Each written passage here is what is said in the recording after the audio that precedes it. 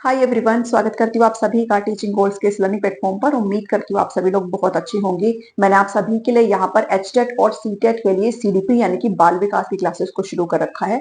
और इस सीरीज में जो आपका टॉपिक चला हुआ है वो आपका इंटेलिजेंस यानी कि बुद्धि का चला हुआ है, जिसमें मैं 2 क्लासेस आपके साथ ऑलरेडी डिस्कस कर चुकी हूँ। जिसमें मैंने स्टार्टिंग में मेंटल एज, आईक्यू वगैरह के बारे में डिस्कस किया है, टर्मन के टेबल के बारे में डिस्कस किया, और अब आपके साथ मैं थ्योरीज यहाँ पर डिस्कस कर रही हूँ। आई होप आप सभी ने ये क्लासेस देख ली होंगी। पहले मैं आपके साथ 4 थ्योरीज ऑलरेडी डिस्कस कर चुकी हूँ। आज आपके साथ 2 थ्योरीज मैं यहाँ पर और डिस्कस करूंगी। उसके बाद आपकी 2 से 3 थ्योरीज यहाँ पर और रह जाएंगी। आज हम डिस्कस करने वाले हैं स्टर्नबर्ग की ट्रायल की थ्योरी इंटेलिजेंस की। बिल्कुल डिटेल में इसको स्टडी करेंगे। इसके बाहर आपको कुछ भी नहीं पूछा जाएगा। इसके अलावा रेमंड कैटल का क्रिस्टलाइज्ड और फ्लूइड इंटेलिजेंस में मैं आपके साथ डिस्कस करूंगी। तो इसके साथ ही आपको ये 2 थ्योरीज मैं कंप्लीट यहाँ पर इस वीडियो में कवर करवा दूंगी। चलिए स्टार्ट करते हैं। ट्रायल की थ्योरी जो बुद्धि की है उसको हिंदी में त्रितंत्र सिद्धांत कहा जाता है। यहाँ पर मैं लिखना भूल गई हूँ, प्लीज ऐड दिस। अगर आप मेरे से नोट्स लेंगे तो आपको ये सारी की सारी चीजें यहाँ पर ऑटोमेटिक मिल जाएंगी। तो जो त्रितंत्र सिद्धांत है वो किसके द्वारा दिया गया था? रॉबर्ट जे स्टर्नबर्ग के द्वारा यहाँ पर दिया गया था। इनकी एक बुक थी जिसको आप प्लीज ध्यान में रख लेंगे, बियॉन्ड आईक्यू। Beyond IQ. एक तरीके से इन्होंने ये कहा है भाई, जो आपका जो इंटेलिजेंस है वो ये अभी तक हम ये करते आए। टर्मन ने कहा था कि आपका जो इंटेलिजेंट का आईक्यू का जो पूरा पार्ट है, जो इंटेलिजेंट क्वेश्चन है, वो कहीं ना कहीं डिसाइड करता भी आपके अंदर कितनी बुद्धि है।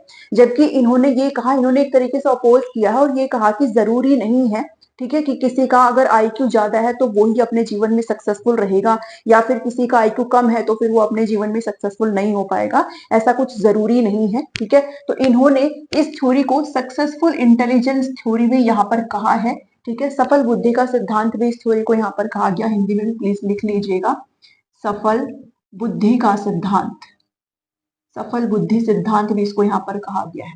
बेसिकली ये जो थ्योरी है, ठीक है, इस थ्योरी को आप अल्टरनेट के रूप में देख सकते हो, एक अदर विकल्प के रूप में यहाँ पर देख सकते हो। अभी तक हम जो है एकेडमिक जो भी इंटेलिजेंस थी आपकी, ठीक है, जो हम जनरल फैक्टर की यहाँ पर बात कर रहे थे, जो जी फैक्टर था, इसका अल्टरनेट इस थ्योरी को यहाँ पर स्टर्नबर्ग ने बताया है, ठीक है। जी फैक्टर जो कि किसके लिए रेस्पॉन्सिबल था?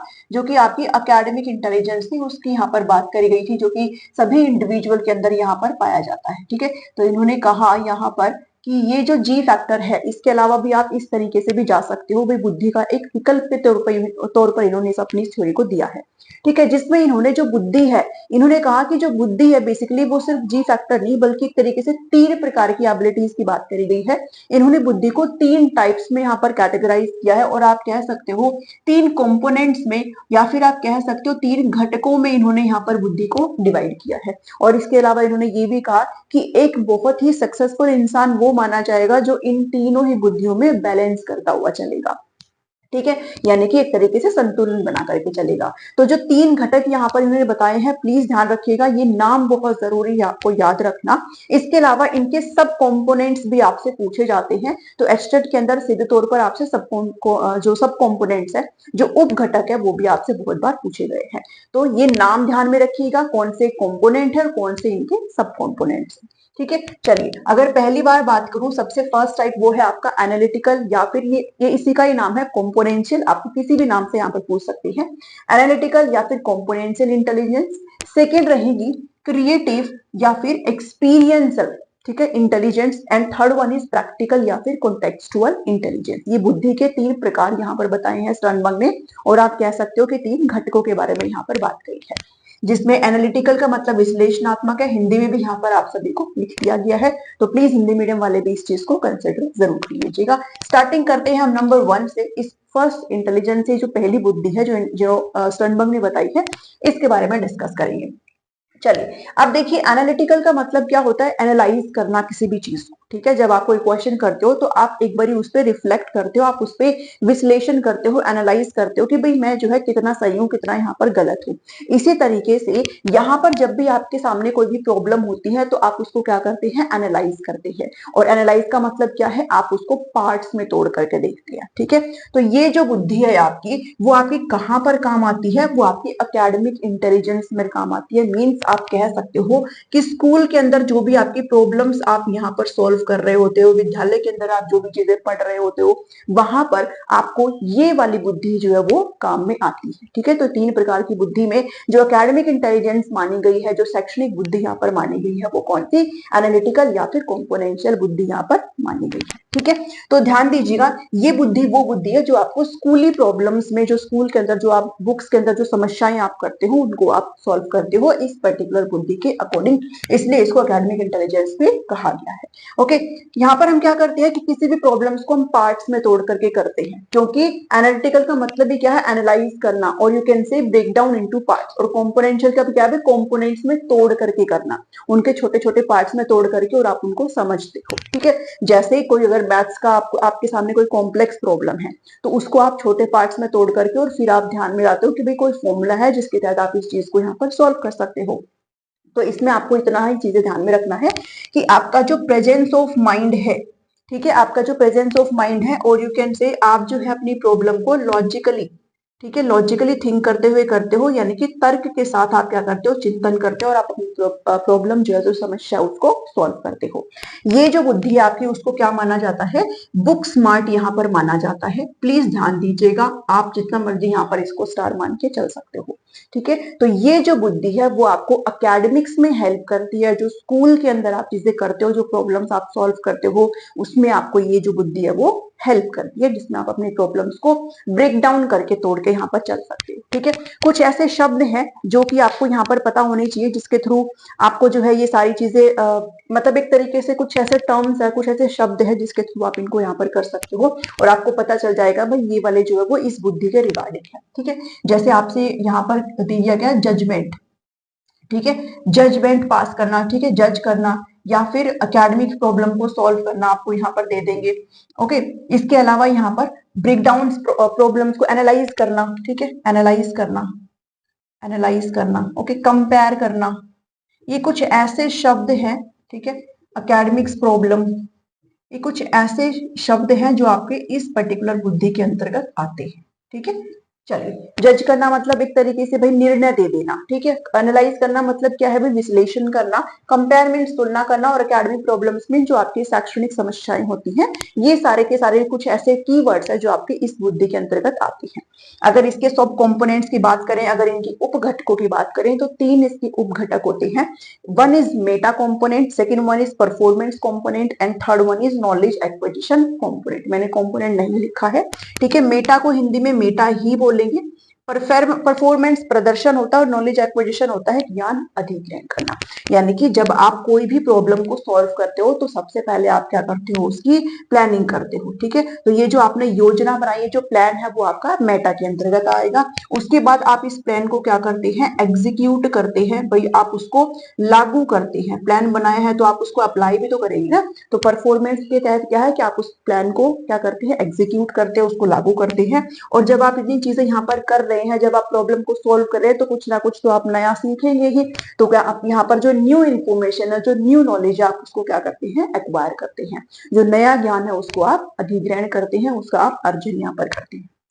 तो ये 3 सब कंपोनेंट्स है जो कि आपके इसके अंतर्गत यहाँ पर आते हैं। ओके, आई होप आपको ये बुद्धि आराम से समझ में आई होगी। नाउ सेकंड जो हम टाइप्स की बात करते हैं, जो सेकंड कंपोनेंट्स है स्टर्नबर्ग की थ्योरी का, वो है क्रिएटिव और एक्सपीरियंशियल इंटेलिजेंस, रचनात्मक और अनुभवात्मक बुद्धि। ठीक है, ये जो है पर्टिकुलरली आपको ध्यान में इसको पढ़ करके ही आ रहा है। एक्सपीरियंशियल मतलब आपके अनुभव के आधार पर आप अपनी प्रॉब्लम्स को सॉल्व करते हो। अभी तक आपने जो सीखा है, जो लर्न किया, जो कौशल आपके पास है, जो ज्ञान आपके पास है, जो आपने एक्सपीरियंस किया है अभी तक, उसके आधार पर। इसके अलावा क्रिएटिव का मतलब ही होता है नए नए आइडियाज का लाना, न्यू आइडियाज, इनोवेटिव जो है थिंकिंग यहाँ पर करना। तो आपकी जो प्रायर एक्सपीरियंस है, पूर्व अनुभव है, इसके अलावा जो नवीनतम विचार है, न्यू न्यू आइडियाज के थ्रू आप क्या करते हो, अपनी प्रॉब्लम को सॉल्व करते हो यहाँ पर। ठीक है, कोई भी समस्या आपके सामने है तो आप उसको नए प्रॉब्लम्स, नए तरीके से आप उनको सॉल्व कर सकते हो। आपके दिमाग में मल्टीपल आइडियाज यहाँ पर जन्म लेते हैं। आप सिर्फ किसी भी एक चीज पर स्टिक नहीं करते हो। ठीक है, आपके दिमाग में मल्टीपल सॉल्यूशंस यहाँ पर उपजते हैं, आप कह सकते हो। ठीक है, आपके एक्सपीरियंस के आधार पर। तो यहाँ पर ये आप प्लीज ध्यान में रखिएगा इस चीज को। ये जो थिंकिंग होती है भाई, out of the box thinking आप यहाँ पर करते हो, मीन्स आप किसी भी एक चीज पर स्टिक नहीं हो, आप अपने उस उस बॉक्स से बाहर जाकर के भी अपने खुद का दिमाग लगाते हुए भी बहुत सारे मल्टीपल सॉल्यूशंस यहाँ पर खोज सकते हैं। अगर इसके एग्जाम्पल की बात करें तो इसमें क्या आएगा, जैसे लेट्स से कि कोई साइंटिस्ट है जिन्होंने एक कुछ अलग ही चीज खोज दी है, ठीक है, कोई साइंटिस्ट है यहाँ पर, ठीक है, साइंटिस्ट है यहाँ पर, कोई वैज्ञानिक है जिन्होंने एक नया ही हाइपोथेसिस यहाँ पर खोज दिया है, कुछ नई ही डिस्कवरी यहाँ पर कर दी है। जैसे जितनी भी ये जो नोबेल प्राइजेस इनको मिलते हैं तो इन्होंने कुछ ना कुछ भयंकर खोज यहाँ पर करी होती है जो कि बिल्कुल सबसे अलग होती है, न्यारी होती है। तो ऐसे कुछ साइंटिस्ट जो ऐसे हाइपोथेसिस यहाँ पर डिस्कवर कर दे जो किसी ने अभी तक देखा ही ना हो, किसको अभी तक पता ही ना हो, तो वो क्या है आपका इसके इस बुद्धि के अकॉर्डिंग ये सारी चीजें आती है। ठीक है, कोई पेंटर है, कोई आर्टिस्ट है जिसने ऐसी बहुत ही जबरदस्त कोई पेंटिंग यहाँ पर बना दी है जो आज तक किसी ने देखी ना हो, बिल्कुल यूनिक हो, तो वो क्या है उसकी क्रिएटिविटी ही तो है, जो उसने मल्टीपल जो उसने जो नए नए आइडियाज है उसकी उसका ही तो वो रिजल्ट है। ठीक है, तो वो क्या है आपका क्रिएटिव और एक्सपीरियंशियल बुद्धि के अंतर्गत ये सारी चीजें आती है। इसके भी जो उपघटक है वो आपके कौन से रहेंगे उपघटक, दो उपघटकों की हम यहाँ पर बात करते हैं। ठीक है, क्रिएटिव और एक्सपीरियंशियल इंटेलिजेंस के अंदर एक है नोवेल्टी, ठीक है, second one is automation. Novelty का मतलब क्या है, नवीनता। ऑटोमेशन का मतलब होता है स्वचालन। अगर आपके सामने कोई प्रॉब्लम है तो आप उसको बिल्कुल नए तरीके से क्या करते हो, हैंडल करते हो, आप उसको अपने दिमाग का इस्तेमाल करते हुए मल्टीपल सॉल्यूशंस लगाते हुए आप उस प्रॉब्लम को सोल्व करते हो, न्यू आइडिया से नवीनतम विचारों के साथ आप उसको सोल्व करते हो। स्वचालन का मतलब क्या है कि अगर आपने वैसी कोई एक प्रॉब्लम सॉल्व कर ली और अगर ऐसा ही कोई फेमिलियर टास्क आपके पास भविष्य में दोबारा आया तो फिर आपके लिए वो क्या है भाई स्वचालित हो जाएगी, आपको पता है उसको कैसे सॉल्व करना है और फिर आप इफेक्टिवली बहुत आसानी से बिल्कुल सही तरीके से आप उसको फिर से यहाँ पर सॉल्व कर सकते हो उसी तरीके की और प्रॉब्लम्स को। ठीक है, तो नोवेल्टी और ऑटोमेशन किसके साथ आएगा, क्रिएटिव और एक्सपीरियंशियल इंटेलिजेंस के साथ आएगा। नाउ हम बात करते हैं जो थर्ड टाइप की इंटेलिजेंस है वो है प्रैक्टिकल और कंटेक्सुअल इंटेलिजेंस, यानी कि व्यवहारिक और प्रासंगिक बुद्धि। व्यवहारिक से प्रैक्टिकल से पता ये भाई जब आप खुद करते हो उस चीज को, ठीक है, जब आप अप्लाई करते हो उस चीज को। ठीक है, प्रैक्टिकल का मतलब ही क्या है, जब आप खुद से उस चीज को क्या कर रहे हो, अप्लाई कर रहे हो। तो कोई भी ज्ञान है जब आप उसको खुद से अप्लाई कर रहे हो तो वो आपका इसमें हेल्प करता है। और आप कह सकते हो कि कोई भी जो रियल लाइफ प्रॉब्लम है आपके जीवन में, जो डेली जीवन में मतलब डेली बेसिस में अगर कोई समस्या आपके सामने आ रही है तो उसमें आपको ये वाली बुद्धि क्या करती है, हेल्प करती है। जैसे मान लीजिए आप कहीं पर रहते थे और अगर आप कहीं और जा रहे हो, अगर आप शिफ्ट हो रहे हो तो वहां का एनवायरमेंट चेंज है, वहां का कल्चर चेंज है, एवरीथिंग सब कुछ चेंज है, तो वहां पर खुद को सेटल करना, ठीक है, खुद को खुद के सहूलियत के अकॉर्डिंग वहां पर एनवायरमेंट को क्रिएट करना, ये सभी किसके अंदर आता है, आपके प्रैक्टिकल और कंटेक्सुअल इंटेलिजेंस के अंदर आता है। ठीक है, आप यहाँ पर जो नॉलेज है उसको आप बिहेवियर में लाते हो। ठीक है, क्या करते हो, आप अपने व्यवहार में लाते हो उन सारी चीजों को और उसके साथ आप अपनी प्रॉब्लम को क्या करते हैं जी, यहाँ पे सॉल्व करते हैं। ठीक है, तो एग्जाम्पल भी मैंने यहाँ पर आपके साथ डिस्कस कर दिया है। और ये जो बुद्धि है इसको क्या बोला जाता है, इसको स्ट्रीट स्मार्ट बोला जाता है। ठीक है, बहुत ज्यादा इंपॉर्टेंट है ये, ध्यान में रखिएगा इस चीज को कि ये क्या बोली जाती है, स्ट्रीट स्मार्ट यहाँ पर बोली जाती है कि आप स्मार्टली अपने जीवन में जो आने वाली प्रॉब्लम्स उसके साथ आप स्मार्टली प्ले करते हो एंड उसके जो सॉल्यूशन आप खोज निकालते हो। ठीक है, इसके जो अगर उपघटकों की बात करूं, अगर इसके सब कंपोनेंट्स की यहाँ पर हम बात करें तो तीन सब कंपोनेंट्स हैं यहाँ पर इसके। नंबर वन इज अडेप्टेशन, अनुकूलन, शेपिंग आकार और सिलेक्शन और चयन की बात करते हैं। एग्जाम्पल के थ्रू मैं आपके साथ डिस्कस करूंगी। अडेप्टेशन का मतलब क्या है, अडेप्टेशन का मतलब ये है कि अगर आप किसी स्कूल में अगर जाते हो तो हर स्कूल का अलग एनवायरनमेंट होता है, हर स्कूल के अलग ही यहाँ पर क्या हो जाते हैं, रूल्स हो जाते हैं। ठीक है, तो मान लीजिए किसी स्कूल में आपने ज्वाइन किया है तो आपको वहां के एनवायरनमेंट के अकॉर्डिंग जब आप खुद को ढाल लेते हो, ठीक है, जब आपने खुद को एडजस्ट कर लिया है तो वो क्या है आपका अडेप्टेशन है कि आपने भाई सेट कर लिया खुद को, अब आप वहां पर आराम से चीजों को कर सकते हैं। शेपिंग का मतलब क्या है कि आपने तो खुद को ढाल लिया है लेकिन क्लासरूम के अंदर आप कोई ऐसा रूल यहाँ पर क्रिएट कर दे जो कहीं ना कहीं आपके लिए भी सही रहे और आपका जो टीचिंग है उसको भी बेहतर बनाए। तो आपने ना सिर्फ खुद को उनके लिए ढाला है बल्कि अपने अनुसार भी आपने चीजें वहां पर करी है, क्लासरूम में ही सही जाए। ठीक है, तो आप ऐसे कोई रूल बना दो क्लासरूम में तो वो क्या है, शेपिंग है, आपने आकार दे दिया है उसको। ठीक है, ना सिर्फ आप खुद उसमें ढल गए हैं बल्कि आपने ढाल भी लिया है चीजों को अपने अकॉर्डिंग। इसके अलावा सिलेक्शन की बात क्या करेंगे, सिलेक्शन का मतलब यह है जब ना बात आपकी अडेप्टेशन के बनी, जब ना बात आपकी शेपिंग की यहाँ पर बनी, तो आपने क्या किया यहाँ पर, आपने कोई और दूसरा स्कूल ढूंढ लिया कि भाई ना तो हम यहाँ पर एडजस्ट कर पाए, ना ही हम यहाँ पर शेपिंग यहाँ पर कर पाए, तो क्या है आप यहाँ पर कोई दूसरा स्कूल यहाँ पर ढूंढ लीजिए कि ठीक है अदर ऑप्शन सही यहाँ पर, तो वो क्या है यहाँ पर सिलेक्शन हो जाएगा। ठीक है, तो ये सारी किसके अंदर आती है भाई, सारी की सारी चीजें कहीं ना कहीं जो एडजस्टमेंट वाला पार्ट है वो आपका प्रैक्टिकल और कंटेक्सुअल इंटेलिजेंस के अंदर आता है। आई होप आपको ये चीज समझ में आई होगी। तो इस पर्टिकुलर थ्योरी में जो स्टर्नबर्ग है वो तीन प्रकार की बुद्धि की बात करते हैं, तीन घटकों की यहाँ पर बात करते हैं, कहते हैं बुद्धि के तीन घटक होते हैं। ठीक है, बियॉन्ड आईक्यू इन्होंने बुक दी है, इस थ्योरी को सक्सेसफुल इंटेलिजेंस की थ्योरी भी यहाँ पर कहा जाता है, त्रितंत्र बोला जाता है। ये नाम आपको बिल्कुल रटे हुए होने चाहिए हैं, एक दूसरे के साथ मिक्स मैच नहीं होने चाहिए हैं। एनालिटिकल कॉम्पोनेंशियल ही आएगा, क्रिएटिव एक्सपीरियंशियल ही आएगा, प्रैक्टिकल कोटेक्सुअल ही आएगा, और इनके सब पार्ट्स भी आपको पता होने चाहिए बिकॉज एब्स्ट्रैक्ट में प्रीवियस क्वेश्चन में पूछे गए हैं। ओके, तो इस थ्योरी के अंदर इतना ही है। अब मैं आपके साथ डिस्कस कर लेती हूँ रेमंड कैटल की, जो इन्होंने दो टाइप्स की इंटेलिजेंस हमारे साथ डिस्कस की है। अगला जो बुद्धि का सिद्धांत हमारा है वो है रेमंड कैटल का, जो कि कैटल थ्योरी ऑफ इंटेलिजेंस यहाँ पर बोला जाता है, नाम से ही आपको पता चल जाना चाहिए। दिया किसके द्वारा गया था, रेमंड कैटल के द्वारा दिया गया था 1943 में। ओके, ध्यान दीजिएगा, इन्होंने जो है बुद्धि के दो प्रकार यहाँ पर बताए हैं, जो कि एक है आपका फ्लूइड इंटेलिजेंस, जिसको तरल बुद्धि या फिर आपको कहीं कहीं पर द्रव बुद्धि भी लिखा हुआ मिल जाएगा, और दूसरा है आपका क्रिस्टलाइज्ड, जिसको आप ठोस बुद्धि यहाँ पर कह सकते हो। इनके नाम से ही क्लियर है, क्रिस्टल का मतलब वो क्या होता है, जमा हुआ। ठीक है, तो आप कह सकते हो ठोस बुद्धि है ये, जबकि ये कैसी है, तरल बुद्धि है। दोनों के बीच में मैं कंपेयर करके आपको समझाने की कोशिश करूंगी कि होती क्या है दोनों प्रकार की बुद्धि। ठीक है, चलिए अगर क्रिस्टलाइज बुद्धि की बात करते हैं, तो ये जो बुद्धि होती है वो आपकी कैसी होती है, लर्न और एक्वायर्ड होती है। ठीक है, यानी कि आप इसमें सीखते हो, एक्चुअल में आपने इसको अर्जित किया है, आपने इसमें कठोर मेहनत करी है, और यहाँ पर जो आपकी मैटर करती है चीजें, आप जो अपनी प्रॉब्लम को सॉल्व करते हो, वो आपका जो प्रायर एक्सपीरियंस है, ठीक है, जो पूर्व अनुभव है, जो प्रायर नॉलेज है, जो पूर्व ज्ञान है, उसके आधार पर, ठीक है, पूर्व अनुभव और आप पूर्व ज्ञान भी यहाँ पर कह सकते हो, उसके आधार पर आप अपनी चीजों को क्या करते हैं, सॉल्व करते हैं। जबकि ये जो फ्लूइड इंटेलिजेंस है वो आपकी प्रेजेंट बुद्धि है। ठीक है, जो अभी वर्तमान की बुद्धि है, जो प्रेजेंट बुद्धि है, वो आपकी ये बुद्धि होती है, और ये जो है प्रायर एक्सपीरियंस पर डिपेंड नहीं करती है। ये आपकी नेचुरल होती है, प्राकृतिक होती है, इसके लिए आप सीखते नहीं हो कुछ भी।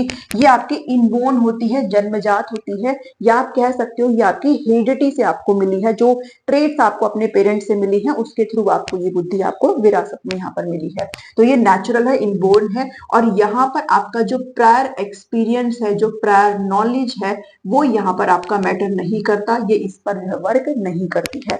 तो क्रिस्टलाइज बुद्धि क्या है आपकी, जो आपके प्रायर एक्सपीरियंस पर, जो कौशल आपके पास पहले से है, जो आपने चीजें पहले से पढ़ रखी है, जो आपने सीख रखा है, जो ज्ञान आपके पास पहले से है, उसके आधार पर ये वर्क करती है।